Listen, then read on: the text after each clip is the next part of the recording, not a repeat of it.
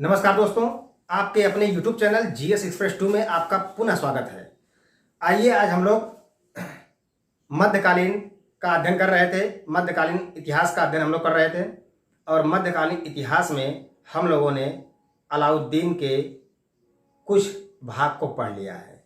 जैसे में अलाउद्दीन के बैकग्राउंड को हमने देख लिया, अलाउद्दीन की स्थापत्य कला को देख लिया, अलाउद्दीन के अध्यादेश को देख लिया और अलाउद्दीन के बाजार नियंत्रण प्रणाली को भी अध्ययन कर लिया। आज हम लोग शुरू करने वाले हैं अलाउद्दीन की विजय। यह अलाउद्दीन का दूसरा वीडियो है। पार्ट फर्स्ट में हमने जो अभी आपको बताया ये सब का अध्ययन कर चुके हैं हम, और पार्ट 2 में अब हम लोग अध्ययन करने वाले हैं अलाउद्दीन की विजय। ध्यान दीजिएगा, अलाउद्दीन की विजय को दो भागों में बांटा गया है। एक आपका है उत्तर भारत की विजय और दूसरा आपका है दक्षिण भारत की विजय। तो हम लोग एक एक विजय का अध्ययन करते हैं।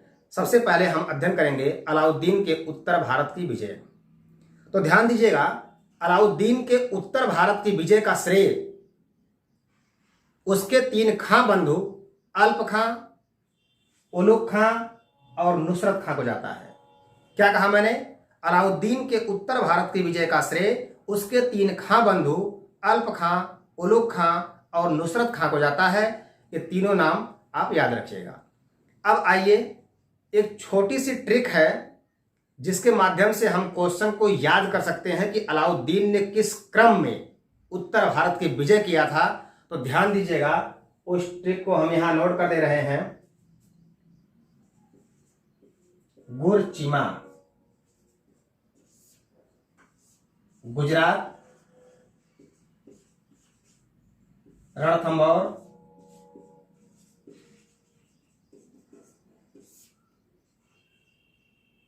चित्तौड़ और मालवा। ध्यान दीजिएगा, 1298, 1301, 1303 ईस्वी और 1305 ईस्वी। यह अलाउद्दीन के उत्तर भारत की विजय का क्रम है। इस पर विशेष ध्यान रखिएगा कि अलाउद्दीन के जो उत्तर भारत की विजय का क्रम है, कई बार यह यूपीएससी में क्वेश्चन पूछा गया है। तो आपको डेट न याद रहेगी तो याद रहेगी सिर्फ गुरचीमा, तो भी गुजरात, रणथंभौर, चित्तौड़ और मालवा, यही इसका एक क्रम है। और सन भी मैंने डाल दिया है आपको कि 1298 में गुजरात विजय। शासक कौन था वहां का? राजा कर्ण बघेल। और उसके बाद दूसरी विजय आपकी है रणथंभौर विजय। शासक यहाँ कौन था? हम्मीरदेव। कब हुई थी? 1301 में हुई थी। फिर तीसरा आपका है चित्तौड़ विजय। यहाँ के शासक थे राणा रतन सिंह और ये हुई थी 1303 में। और उसके बाद लास्ट जो इसकी उत्तर भारत की विजय है वह है मालवा विजय, जो 1305 में हुई थी और शासक थे वहाँ महलक देव। तो आइए जल्दी से इसकी कहानी की शुरुआत करते हैं। तो अलाउद्दीन की जो उत्तर भारत की विजय है, पहला हम लोग पढ़ेंगे गुजरात विजय। क्या पढ़ेंगे? गुजरात विजय। गुजरात विजय कब हुई थी? 1298 ईस्वी में हुई थी। और यहां के शासक कौन थे? कर्ण बघेल थे। तो ध्यान दीजिएगा, पहले के जो मुस्लिम शासक थे उनका भारत पर आक्रमण करने का 2 उद्देश्य होता था। पहला उद्देश्य कि अगर किसी के राज्य में किला बहुत ही स्ट्रांग है तो उस किले को अपने कब्जे में करना। और कुछ सुल्तानों का उद्देश्य था कि यदि किसी की पत्नी या किसी की बेटी बहुत सुंदर है तो उसे अपनी पत्नी बनाना। अब ध्यान दीजिएगा, जब 1298 ईस्वी में गुजरात पर आक्रमण हुआ तो वहां के शासक राजा कर्ण बघेल ने अपनी पुत्री देवल देवी के साथ धीरे से बाहर निकल लिया। अर्थात उसको ये डर था कि हो सकता है कि अलाउद्दीन हमारी पुत्री को टारगेट करके यहां पर आया हो, और उसकी पुत्री देवल देवी या देवल रानी बहुत सुंदर थी। तो इसलिए कर्ण बघेल ने क्या किया कि जब इनके यहां आक्रमण हुआ तो यह अपनी पुत्री को लेकर के और धीरे से कहां निकले? यह निकल गए दक्षिण भारत। और दक्षिण भारत में किसके पास गए? देवगिरी के शासक थे जिनका नाम था रामचंद्र देव। और रामचंद्र देव जो थे वह यादव वंश के अंतिम शासक थे। ठीक है, तो यहां ध्यान दीजिएगा, रामचंद्र के बाद शंकरदेव भी उनका लड़का शासक बना था, लेकिन जो है मेन शासकों में रामचंद्र देव ही जो है सबसे प्रमुख शासक माने जाते हैं और यह यादव वंश के अंतिम शासक थे। एलटी ग्रेड 2018 में क्वेश्चन पूछा गया था कि अलाउद्दीन खिलजी के समय में यादव शासक कौन थे, तो उसमें नाम आया था रामचंद्र देव का। तो ध्यान रखिएगा, ये क्वेश्चन आपसे पूछ सकता है। जब नहीं पूछा गया था 2018 से पहले, तब भी मैं बार बार आपको ये हिंट करता था कि ये क्वेश्चन आ सकता है और कभी भी आ सकता है। तो इसलिए ध्यान रखिएगा, बहुत सारे क्वेश्चंस ऐसे होते हैं कि जो अक्सर पूछे जाते हैं। चलिए, तो हमें उम्मीद है कि आपने इस विजय को समझ लिया होगा। एक बार पुनः रिवाइज करा रहा हूं, क्यों? क्योंकि मेरा उद्देश्य आपको क्लास में याद करा देना है। ध्यान दीजिएगा, 1298 में जब अलाउद्दीन ने राजा कर्ण बघेल के ऊपर आक्रमण करवाया, तो राजा कर्ण बघेल अपनी पुत्री देवल रानी को लेकर के या देवल देवी को लेकर के देवगिरी के शासक रामचंद्र देव के यहां जाकर के शरण ले लिए और जो उसके तीनों खां बंधु थे, जिसे उत्तर भारत की विजय का श्रेय जाता है, अल्प खां, उलुग खां और नुसरत खां, ये तीनों ने यहां पर जमकर लूटपाट की और वापस आने लगे। जब वापस आने लगे तो रास्ते में, या कह सकते हैं कि इसी विजय के दौरान, नुसरत खां ने मलिक काफूर नामक एक हिंदू हिजड़े को 1000 दीनार में खरीदा। क्या मैंने कहा कि गुजरात विजय के दौरान नुसरत खां ने मलिक काफूर नामक एक हिंदू हिजड़े को 1000 दीनार में खरीदा और 1000 दीनार में खरीदने के कारण उसे 1000 दीनारी के नाम से जाना गया। अब जो दूसरी विजय हमारी है वो है रणथंभौर विजय। और रणथंभौर पर कब आक्रमण हुआ? 1301 ईस्वी में आक्रमण हुआ।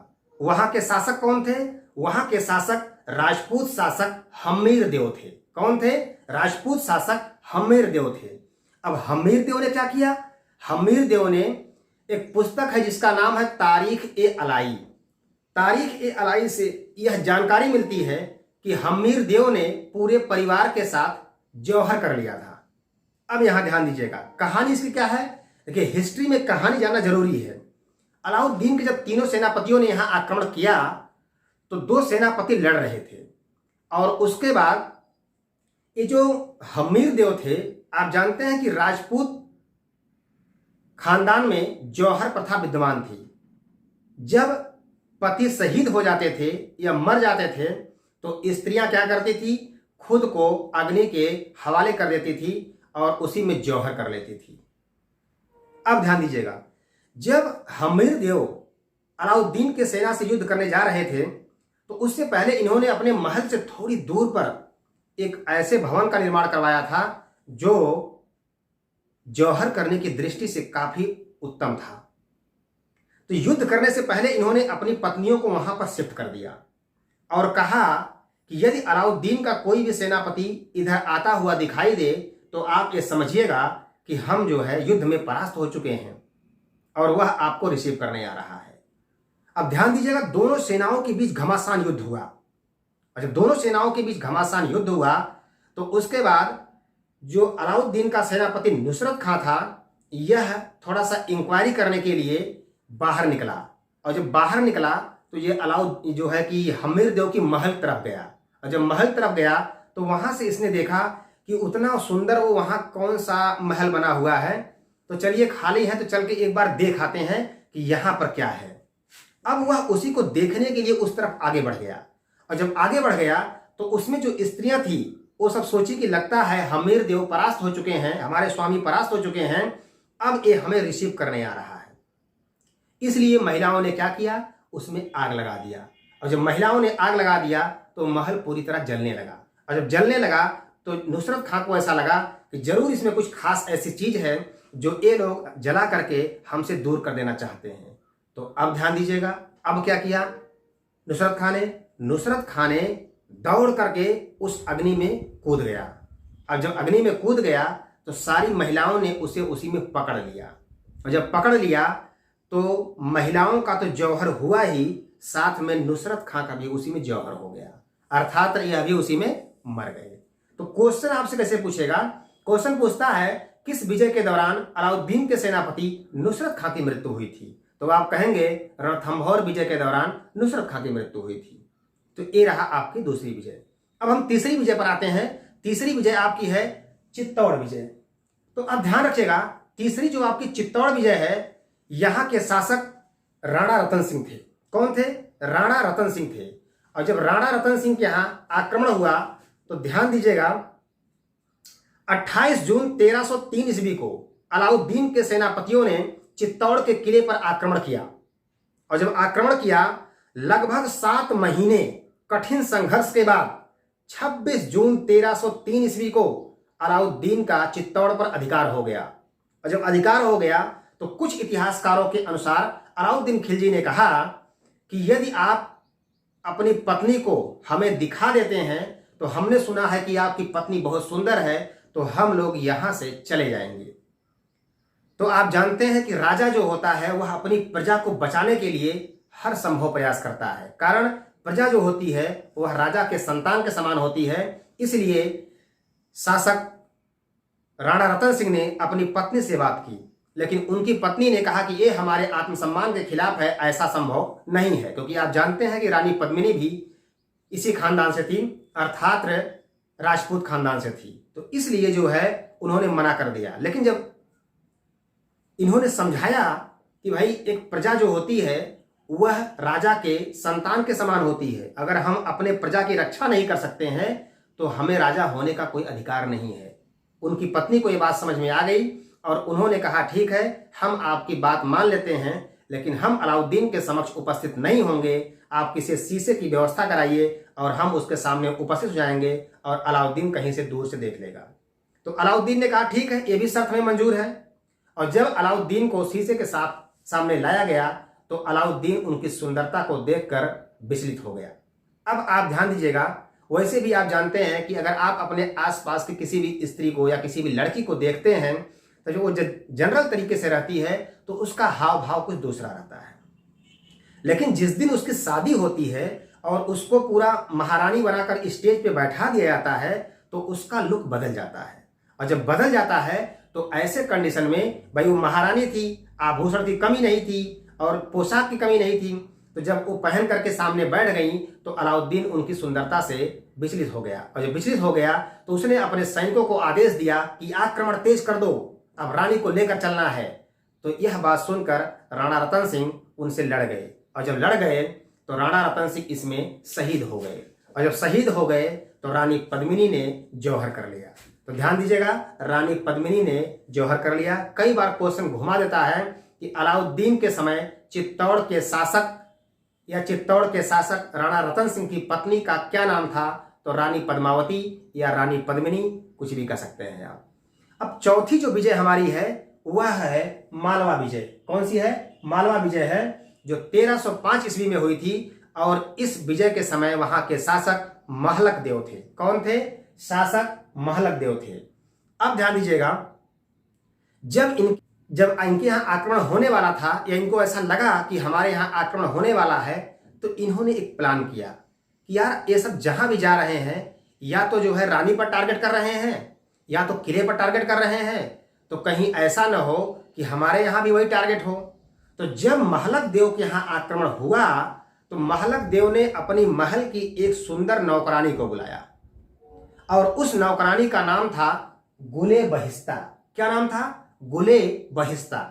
उस गुले बहिस्ता को पूरी तीर कमान टांग दिया और आदेश दिया कि जाओ, शासक का ये हुक्म है कि बाहर जाकर अलाउद्दीन की सेना से युद्ध करो।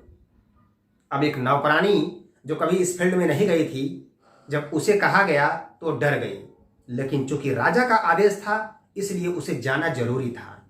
अब सेना आक्रमण के लिए अलाउद्दीन की सेना की तरफ चल दी। अब एक बात आप जानते हैं, आगे आगे गुले बहिस्ता, पीछे पीछे महलक देव की पूरी सेना। अब आप जानते हैं कि कभी कभी जब हमारे सामने कोई आश्चर्य वाली बात होती है तो उसमें क्या होता है, उसमें लोग उसे देखने के लिए लालायित हो जाते हैं। जैसे अगर आप ही से कह दिया जाए कि अरे आपके ऑफलाइन क्लास में एक छोटी सी मैडम आई हैं, वह आपको पढ़ाएंगी, तो ऐसे कंडीशन में जब आपका टर्न आएगा तो आपकी क्लास में जाएंगी ही।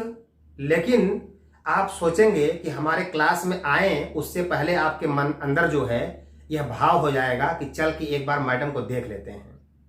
तो वही हाल यहाँ अलाउद्दीन की सेना की हुई कि जब इनकी सेना जो है युद्ध करने जाने लगी गुले बहिस्ता के नेतृत्व में, तो अलाउद्दीन के सेनापतियों में ये बात फैल गई कि हमसे लड़ने के लिए एक महिला आ रही है। तो आप जानते हैं कि जब वही पुरुष नहीं जा रहा है, एक महिला जा रही है वहां पर, तो निश्चित रूप सब में खलबली मच गई। अब सब उसको देखने के लिए उसको घेर लिए, और जब सब उसको देखने के लिए उसको घेर लिए तो चूंकि सैनिक थे उनके हाथ में तलवार थी और वह उस महिला को घेर लिए, उसने युद्ध स्थल को नहीं देखा था, तो उसको लगा कि लगता है कि अब सब हमको मार ही डालेंगे। उसके अनुय भाव हुआ और वह तुरंत गिरी बेहोश होकर के और तुरंत की तुरंत मर गई।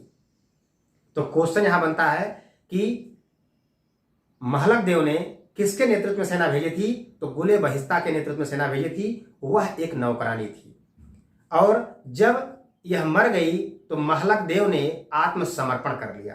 क्या कर लिया? आत्मसमर्पण कर लिया। तो इस तरह से आपने देखा कि हमने अलाउद्दीन की उत्तर भारत की विजय को पूरी तरह कंप्लीट कर लिया है। अब 3-4 मिनट में हम पूरा रिवाइज कर देते हैं, उसको ध्यान दीजिएगा। हमने अलाउद्दीन के उत्तर भारत की विजय में क्या पढ़ा कि अलाउद्दीन के उत्तर भारत की विजय का श्रेय उसके 3 खां बंधु अल्प खां, उलुग खां और नुसरत खां को जाता है। फिर आपने देखा कि अलाउद्दीन की जो विजय है उत्तर भारत की, इसको हमने एक ट्रिक के माध्यम से बनाया हुआ है, गुरचिमा यहां पर लिखा हुआ है। फिर आपने देखा कि भाई एक क्रम हो गया, गुजरात, रणथंभौर, चित्तौड़ और मालवा। गुजरात पर कब आक्रमण हुआ? 1298 ईस्वी में आक्रमण हुआ। उस समय शासक कौन था? तो उस समय शासक वहां था कौन? राजा कर्ण बघेल। दूसरी विजय उसकी हुई रणथंभौर की विजय, वहां शासक कौन था? हम्मीरदेव शासक थे। तीसरी विजय कौन हुई? चित्तौड़ विजय हुई, वहां शासक कौन थे? राणा रतन सिंह थे। चौथी विजय कौन हुई?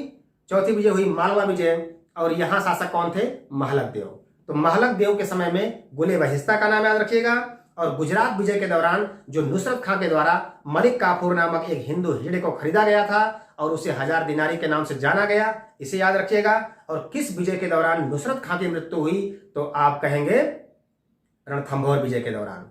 और एक क्वेश्चन और, अलाउद्दीन का वह सेनापति जो मंगोलों से लड़ता हुआ मारा गया था, अगर इसे पूछ देगा तो आप कहेंगे जफर खां था। कौन था? जफर खां था, जो मंगोलों से लड़ता हुआ मारा गया था।